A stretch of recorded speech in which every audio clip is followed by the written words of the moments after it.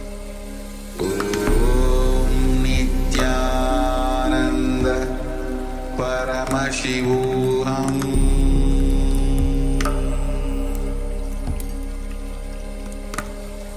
Om Nityananda Paramashivoham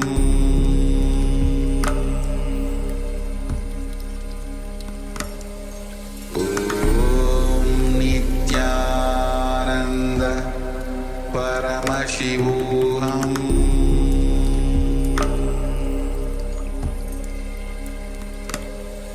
Om Nityananda Paramashivoham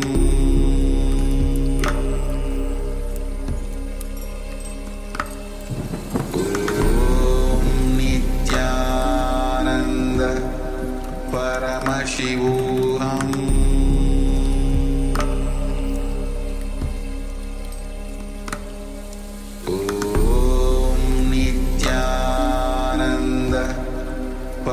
Paramashivoham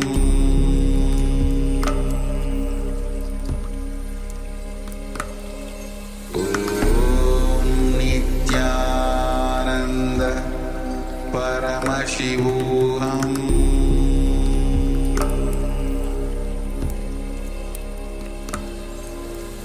Om Nityananda Paramashivoham Paramashivoham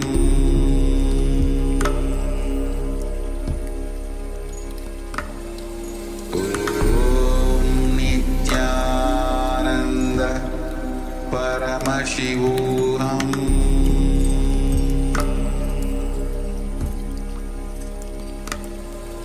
Om Nityananda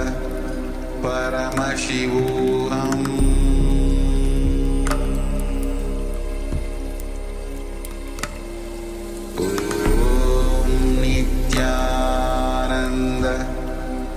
Paramashivoham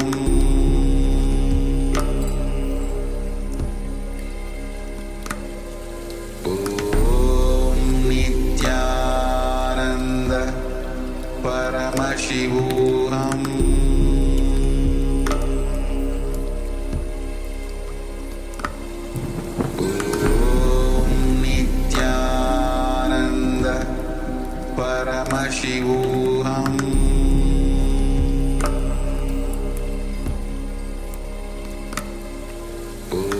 Om Nityananda Paramashivoham Paramashivoham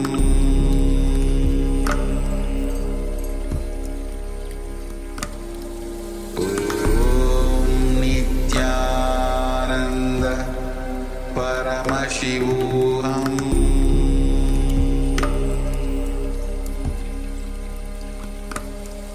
Om Nityananda Paramashivoham Paramashivoham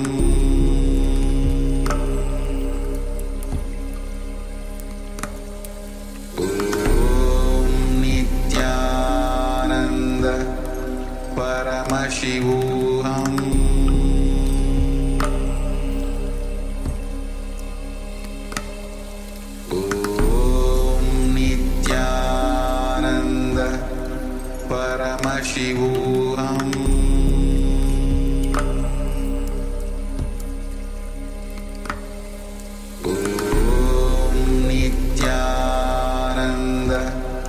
Paramashivoham Om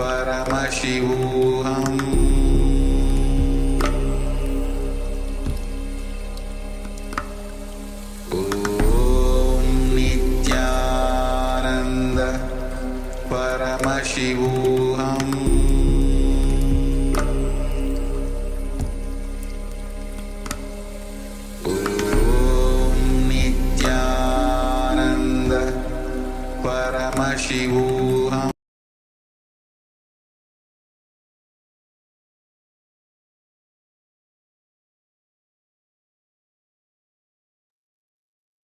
Yes, you can relax now. So if you have covered your eyes, you can gently remove the eye bands that cover, open your eyes, and gently let the light come back into your eyes. And take a moment and share with us your experience in this power manifestation, the power of body scanning. We were scanning the general health of our body. So understand these powers manifest through the space of oneness, through being in oneness with the divine. It is in fact the divine that manifests through us.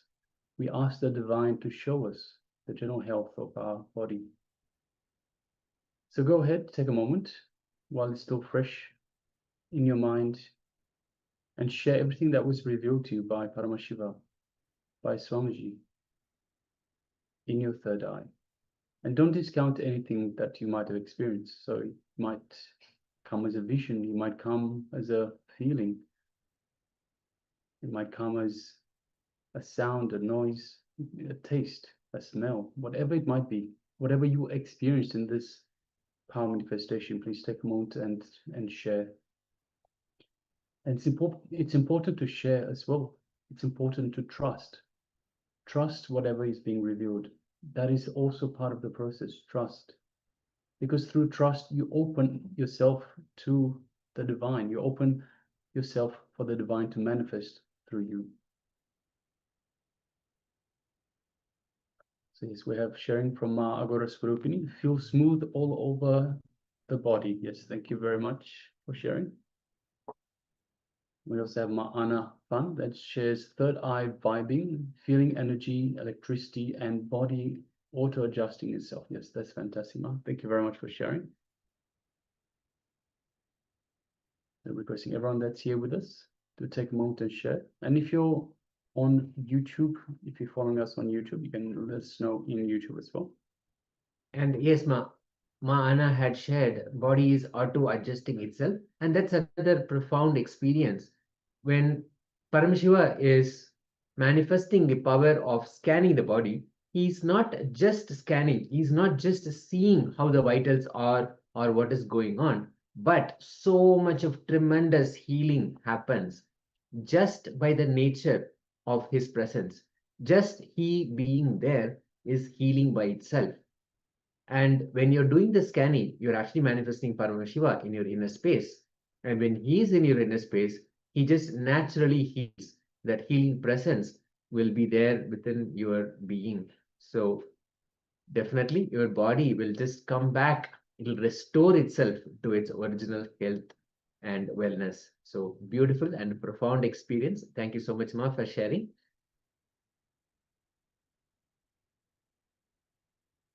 We'll just take a couple of moments to share how your healing experience was. We have Ma Sally Chen, Ma Yang Hui Lan, and one more participant whose name we are not able to read, and Ma Weng Chi Shin. Sorry, it's Weng Chi Chin Aya. Hope you're able to hear us, and welcome to the program. And hopefully you're able to sit in this beautiful, powerful process of scanning your body. And Sri Vishwanathan Ayya, Ma Mahasatya, and Goik Shujing, we request all of you to have your cameras on and also be available in the camera. Yes, thank you so much. We are just manifesting and sharing the powerful, profound experience from Paramashiva manifesting through us. The healing presence, not just the physical body, it heals so much inside us. Our being gets healed, our mind gets healed, all the pain, all the suffering, all of that gets healed. So beautiful.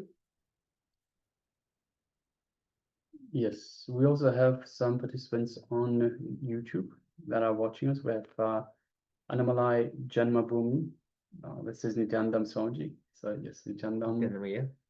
We have Ashok Patel, humble pranams to Swamiji. Yes, Nityanandam. Thank you for being here. And also we have Zinga Bura. Yes, welcome to Paramashivoham Level 1. All right, so if you're still sharing, please continue to do so. Meanwhile, let us get ready for the next segment in our,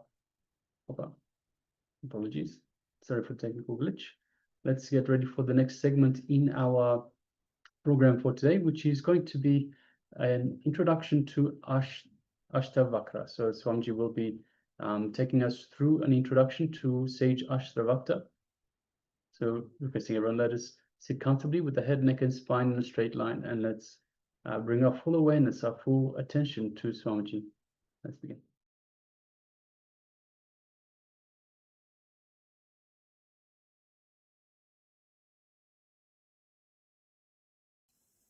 Let's start with a small story.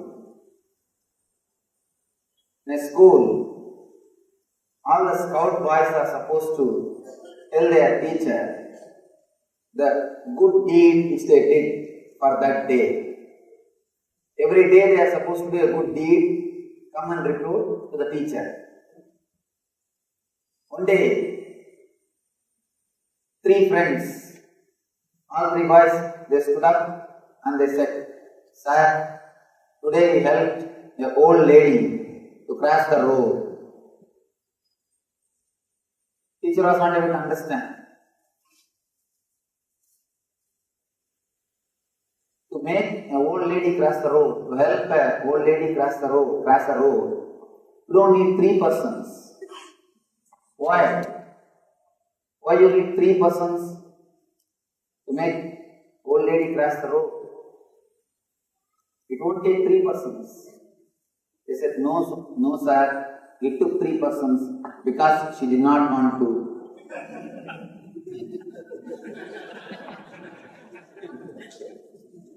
Because she did not want to cross the road.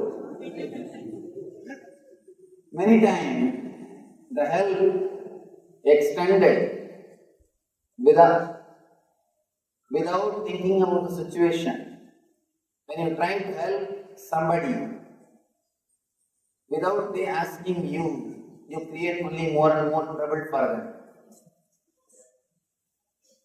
Almost all our services done out of ego ends only in creating trouble for others.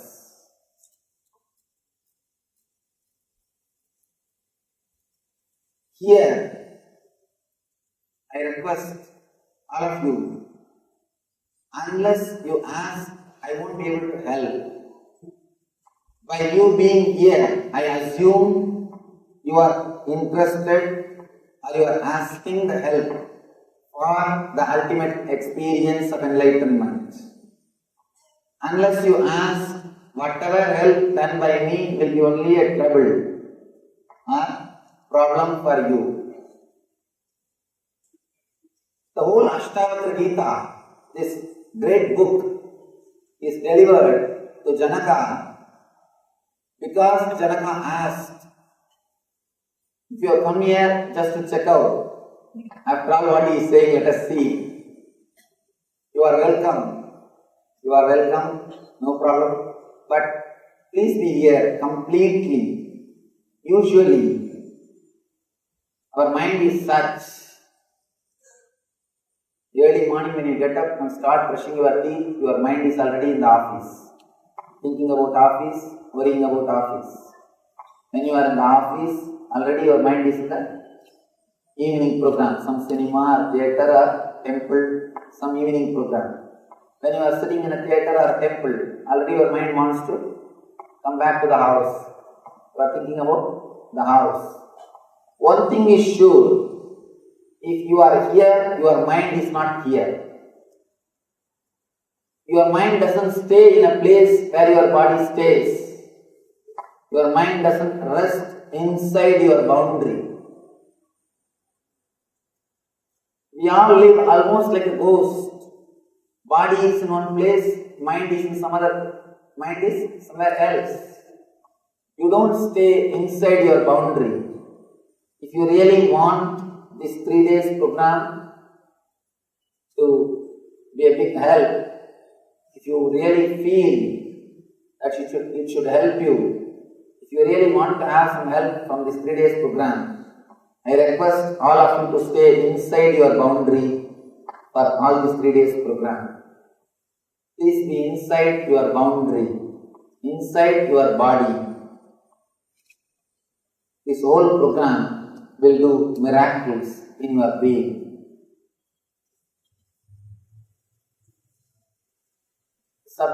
Today's subject is enlightenment. It is possible. Before entering into the subject, let me introduce the book, the Ashtavakra Gita. Man has created so many spiritual scriptures, but nothing can be compared to Ashtavakra Gita. This book is a pure spiritual science. It's a technology created by Ashtavakra to reproduce the same experience which happened in Ashtavakra. Understand? Scientist is a person who creates a formula to reproduce things of the outer world. Anything happens in the outer world. Newton saw something in the outer world. He started contemplating on that experience. For example, apple dropping, apple falling from the tree. And he started contemplating on the experience. And he created a formula, he created a theory through which people will be able to understand about gravity. Scientist is a person who creates formula or theories to make outwardly things clear for people to understand outwardly things. Scientist is a person who creates formula to reproduce the understandings of the outer world. Spiritual master is a person who creates a formula to reproduce the experience of the inner world. Ashtavakra is a spiritual scientist. He created a beautiful technology through which he is able to reproduce the same experience which happened in him. All you need is just a little bit of sincerity. Just be inside your boundary. You will see Ashtavakra Sutras work on you. The scripture created by him, the technology created by him can reproduce the same experience which happened in him. All you need to do is be inside your boundary. Be inside your being. The whole story of Ashtavakra is beautiful. Beautiful story. And we don't know much about Ashtavakra, but there are few incidents, very significant incidents. The story starts before his birth. It is supposed to be a Puranic story because it's very difficult to believe this as a fact. The story starts when Ashtavakra's mother was carrying him. When he is in the womb, Ashtavakra's father used to recite Vedic mantras. He used to chant all the mantras. When the father was chanting all the mantras, the son used to hear all the mantras. Suddenly one day the son from inside started questioning the father. What you are chanting is a pure verse. It has no juice. It has no experience. You are just an intellectual pandit. Where is the truth? Father was shocked. I think from Ashtavakra the generation gap problem started. Ashtavakra is the first person who started the generation gap problem.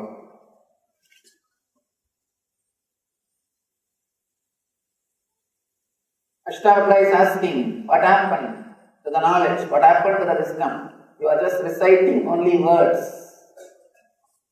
It's a pure words. It has no juice. It has no wisdom. What happened? Of course, father, as usual, was deeply hurt. And Pandit's egos are always very strong because Their whole personality is built on words. So actually, you can easily hurt a person who lives just with mere words. Pandit can be easily hurt than anybody else. Because his whole mind, his whole life, whole thing is centered on words. He can be easily cheated. You can easily cheat a Pandit, just give him 2-3 compliments. Just verbally tell him you are a great person, over. You can easily hurt him by telling few words. His whole life is centered on words. Words and words. So he is deeply hurt. The moment he is deeply hurt, he cursed. He cursed the sun. What? Before taking birth itself, you are questioning me. And after taking birth, what all you will do? Who knows?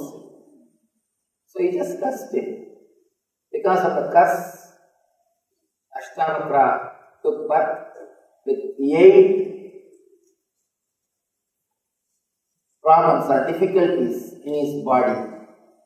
And at 8 spots, his body was disinfected. He had 8 curves in his body.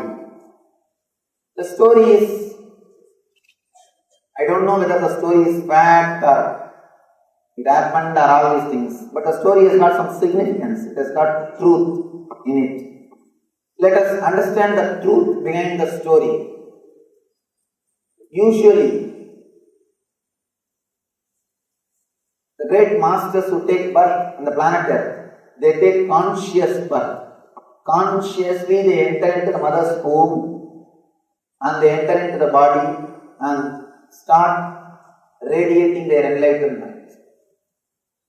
This story also says the meaning of the story is Ashtavakra was conscious even before birth.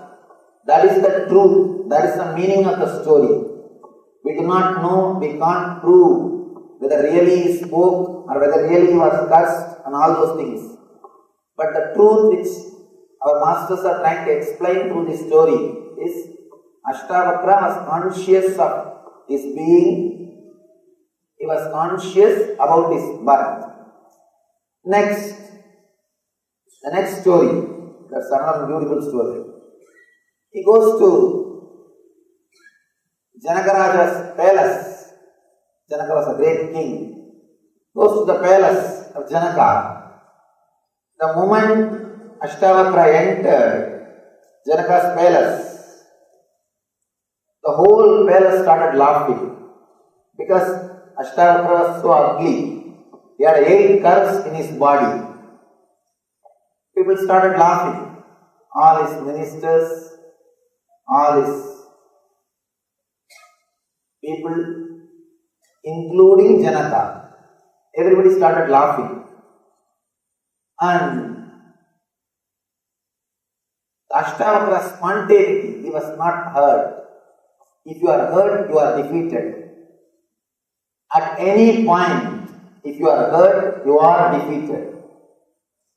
If you become angry, you are defeated. He is not hurt. He was not disturbed. He was not hurt. He was not disturbed. He was just completely relaxed. He says, "Oh Janaka, I thought you were a great rishi. I thought you were a great enlightened person. You are a great yogi. But neither you are a yogi, nor you have any yogis around you. You have only cobblers in your court. You have only shoemakers in your court." Ashtavakra boldly says, "You have only shoemakers in your court." You need to understand this statement. It's a beautiful statement.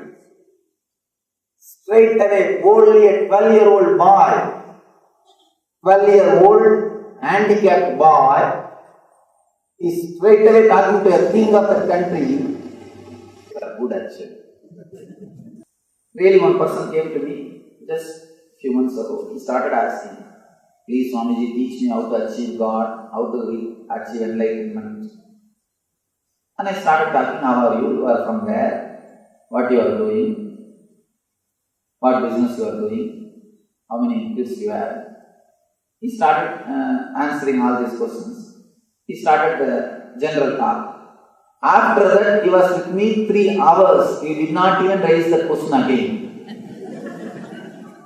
3 hours he was with me. He did not even bother to ask the main question with which he came. Then understand the importance or really how much the question is inside him. He is asking just because he has to ask something. And throughout the 3 hours, he was actually talking to me. I did not even speak.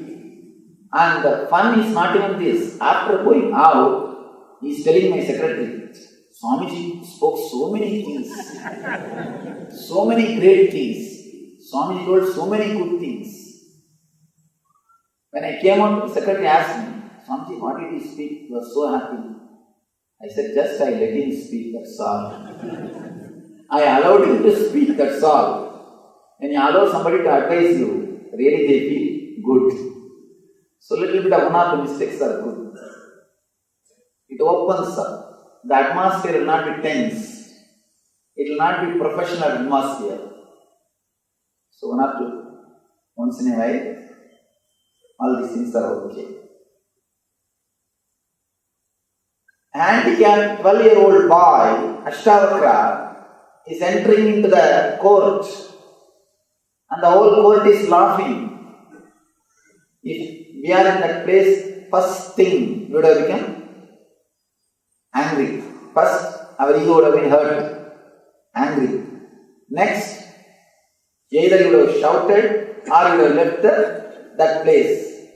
That's all. But here is a person. Nobody can disrespect a person who lives in spontaneity. Nobody can disrespect if he has got respect for himself. Nobody can give you suffering unless you give silent permission.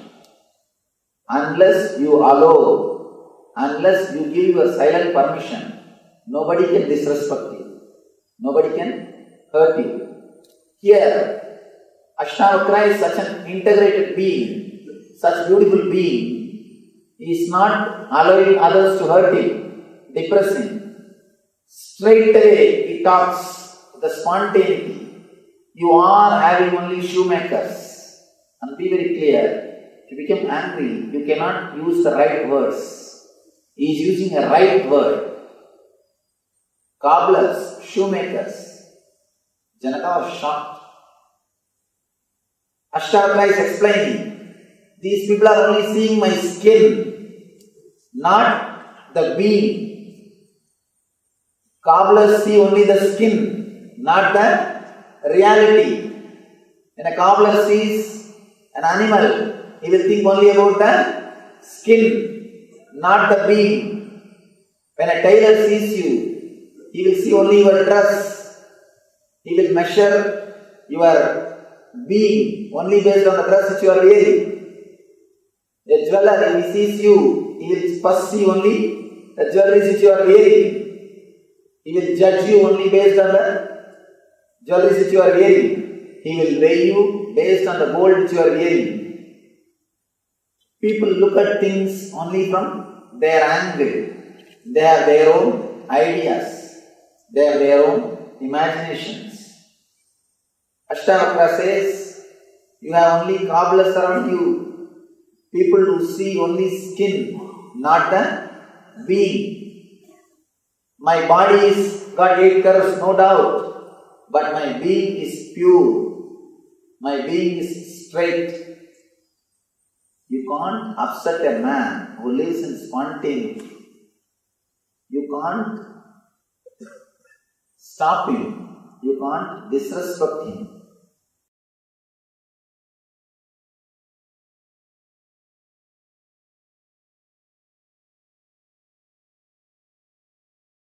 Yes, welcome back. Beautiful revelations there from the Supreme Pontiff of Hinduism. Introduction to Sage Ashtavakra. So, Swamiji beautiful told us about Ashtavakra. He was born deformed. He was born enlightened. So he was enlightened while he was in his mother's womb. And as he was listening to his father's recitations, chanting, he said to his father, from his mother's womb, he said to his father, you don't know what you're chanting. You have no experience in terms of what you are chanting, with what you are chanting. And as a result, his father cursed him to be born with 8 deformations. And that's what Ashtavakra means. 8 Ashtavakra is deformations. So he was born with 8 bends in his body. So each of the main bones in his body was bent. But nonetheless, he was born enlightened, and he came upon King Janaka's court. And just by the interaction with King Janaka and the courtesans, the people that are in the king's court, King Janaka realized that he was an enlightened being and asked to become his disciple. And this is how King Janaka has reached enlightenment, has become enlightened. So now let us move into the internalization exercise and understand that life is not a chain. So this is another important topic that Swamiji has touched upon in terms of the chain of events where we are putting everything together as in a chain. But understand that life is not a chain. Every moment of your life is independent. Swamiji beautifully tells us, be very clear. Your life is not an interconnected chain as you think it is. Every moment is individual. Every moment is a separate, independent moment in time. The pain that you had 10 years ago, the pain you had 9 years ago, 8 years ago, 7 years ago, and so forth, the pain you experienced yesterday are all unconnected, independent, individual incidents. However, we start connecting all of these incidents and create what is called a shaft of pain. I had pain there, I had pain there, I had pain there. And even though all these are just incidents, we create into a shaft. We think, hey, this is what reality is for me. We create all of these in a shaft of pain. Then we create all the thought shafts and create one big shaft thinking this is my life. But is that really true? Well, it's not, because throughout all of these pain points, there are so many sweet incidents of joy that we have experienced in between, but we ignore these ones. Why? We concentrate on the negative. But surely there must have been at least a few moments, even in the worst case scenario, there's still going to be at least a few moments of joy in between. Yes. With that deep understanding, let us now enter into this exercise. Once again, let us come back to that space of listening. Let's do this with all the painful situations we experienced, currently facing, and see how the whole experience transforms. We may be seeing a situation as painful, but when you go through this process, you'll actually see the whole situation transforms right in front of you. The experience of that situation transforms. The first step, describe the painful situation you're currently facing. It may be a pain related with your body. It may be something to do with your mind, your emotions. Maybe you're expecting something, you're not having it, or you don't want something and it's actually happening in your life, or something else. You're expecting somebody to behave in a certain way and that has not happened. Whatever that may be, describe in complete detail the painful situation. And then write the chain of events, the pain shaft, the pain chain that is associated with it. See how this same kind of a similar experience you had before, the same way you expected something, let's say from your partner, now you may have expected something from your parent or your friend or even one of your family members, and then experience that same pain. So see how the experience that you're having now, you have created a chain. Multiple times you have experienced the same situation. And see how all these incidents, this is the crucial part, all the incidents are disconnected and separate from each other. The pain you experience now, the The pain you experienced 2 years ago, 5 years ago, 10 years ago, when you were 5 years old, all of those experiences are just disconnected and separate from each other. Only we create that chain, that shaft that associates all of them together.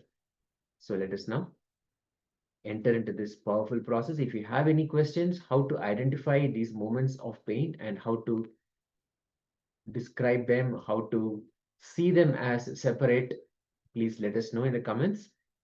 Even let's say the pain of not getting something you have experienced now, you have experienced it 5 years ago, maybe 2 years ago, and then before that as well. All of those incidents are independent. We see that as I never get what I want in my life. We create that shaft, we create that chain and put it all together and come up with these understandings. So now let us sit. We'll project the instructions for this process. Let us go through this intensely. If you need any clarification, if you have any questions, please let us know. Let's start.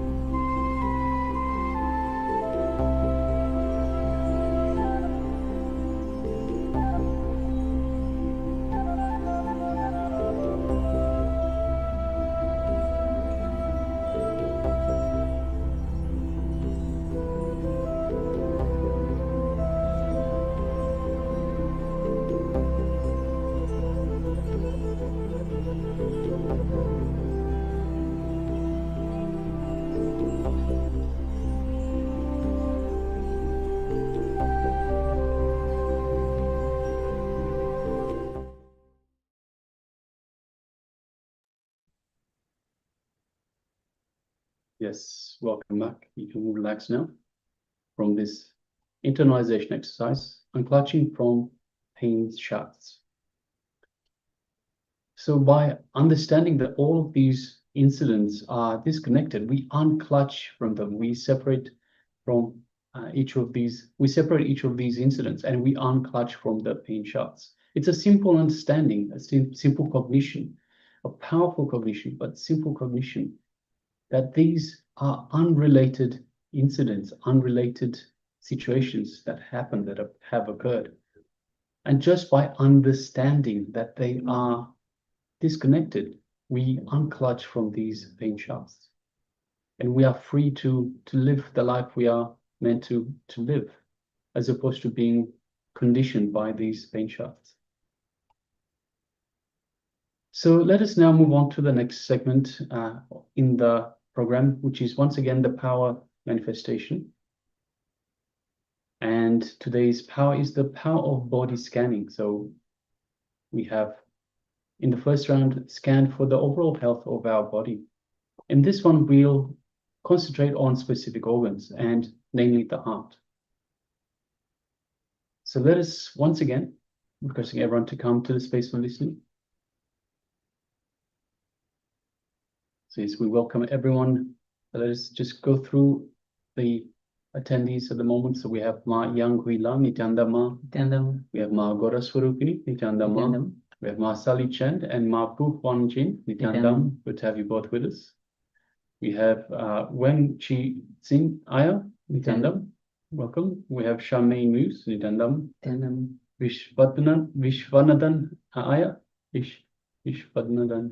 Yes, Vishwanathan, yeah, Nityananda. Yes, thank you. And Ma Gui Shu Jing, Nityananda. Welcome. Nityananda. Welcome to everyone.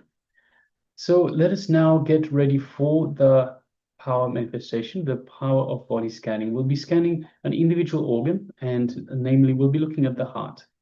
So once again, we'll get into the space. Let us sit in the space of oneness, in the space with the full intention to manifest this power of body scanning, to allow for the divine to flow through us, to manifest through us.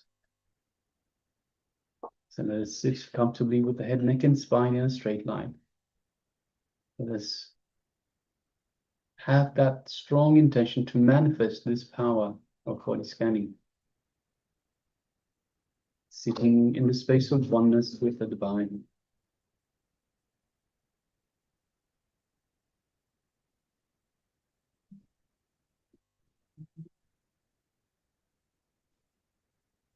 Let us bring our awareness to our inner space, just below the heart center. So the heart center is in the middle of our chest. Below that is our inner space, our Anandaganda.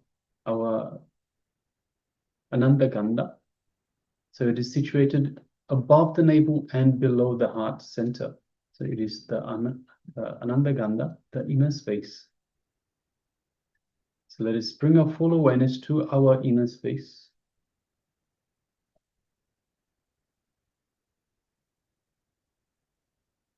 And let us remember Swamiji in our inner space. Now understand, our inner space is the space Swamiji has initiated us in to connect to him, to connect to the divine, to be in the space of oneness with the divine. So let us connect to the divine, remember Swamiji in our inner space, and understand just the mere remembrance of the Master invokes Swamiji in our inner space.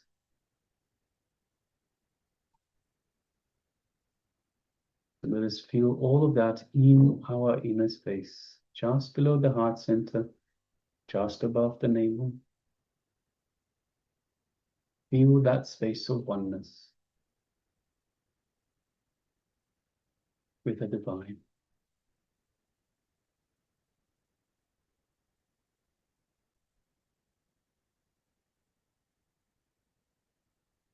Now let's move our awareness to our third eye, just between the eyebrows. And let's Visualize Swamiji in our third eye. And gently gaze through our third eye into Swamiji's third eye. Feeling an energetic connection from the Master's third eye to our third eye.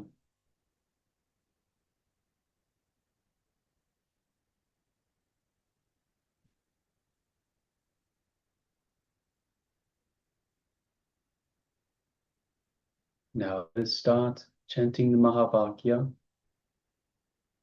Om Nityananda Paramashivoham.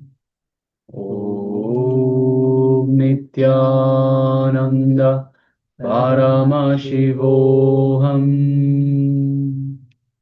Om Nityananda Paramashivoham.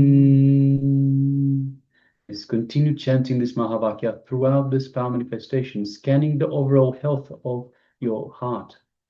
And with the intention, strong intention, to allow the Supreme Super Consciousness, Paramashiva, the Divine, to manifest through us and show us the general health of our heart. Let us now start the manifestation. Let's begin. Om Nityananda Paramashivoham.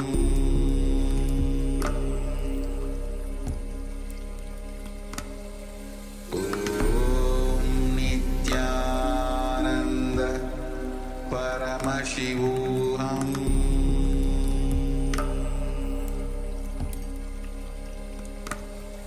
Om Nityananda Paramashivoham.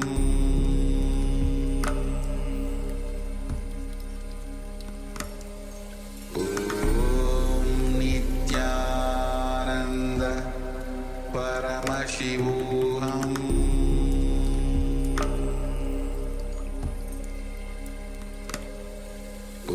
Om Nityananda Paramashivoham. Om Nityananda Paramashivoham.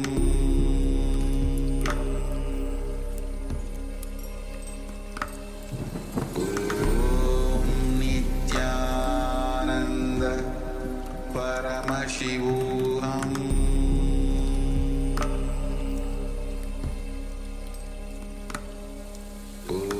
Om Nityananda Paramashivoham.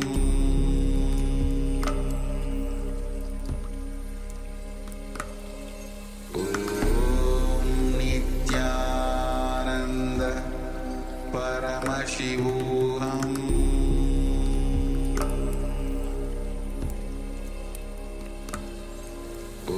Om Nityananda Paramashivoham.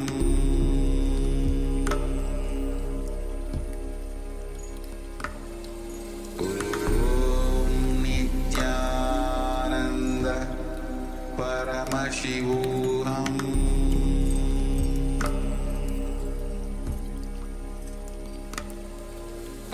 Om Nityananda Paramashivoham.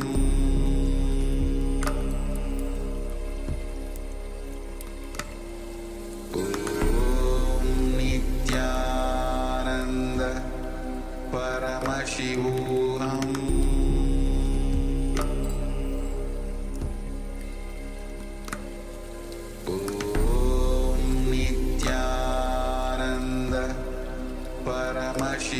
Paramashivoham.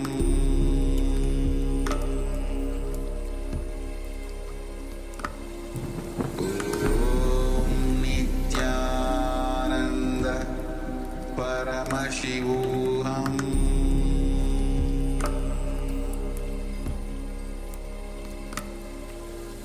Om Nityananda Paramashivoham.